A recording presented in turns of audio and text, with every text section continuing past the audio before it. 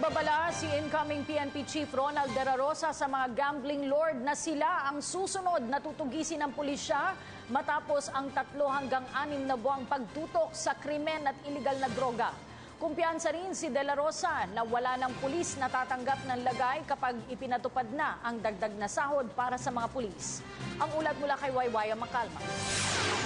Matapos alokin ng malaking halaga si incoming PNP Chief Ronald De La Rosa ng mga gambling lords kapalit ng proteksyon nito sa kanilang iligal na gawain. Pero hindi niya tinanggap ang alok nila dahil hindi naman dapat tumatanggap ng pera ang mga pulis lalo't kung ito ay mula sa iligal na gawain tulad ng sugal.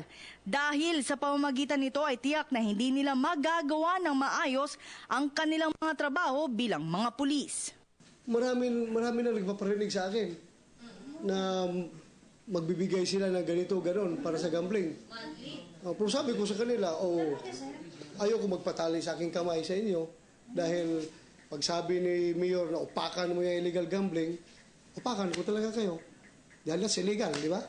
Hamon pa niya sa mga ito na huwag silang maging kampante dahil sila ang susunod nilang hahabulin matapos ang 6 na buwan na pagtutok sa krimen at iligal na droga. Kaya naman malaki ang kumpiyansa ni De La Rosa na oras na maaprubahan ang kanilang dagdag na sweldo ay wala ng pulis na tatanggap pa ng lagay.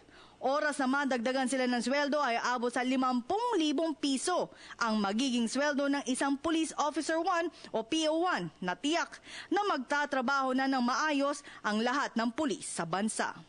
Pag in-increase mo yan ng 50,000 yung PO1 tapos graduated pataas, hindi na pwedeng sabihin yung rason na yun. Wala silang rason na gano'n. Dahil ang laking pera, sweldo mo. Gamitin mo yung sweldo mo. Ngayon, the part naman dito sa amin, sa command, sa mga commander, wala na kaming rason na para hindi istriktuhan yun eh. Hindi istriktuhan yung mga tao natin. Dahil, ganyan kalaki yung sweldo mo, and yet, mangungurakot ka pa, wala ka na talagang silbing tao ka, wala, useless ka na. Wala ka na. Kaya isang pagkakamali mo lang, tanggal ka kaagad. Para sa Telebisyon ng Bayan, ako si Waywaya Macalma.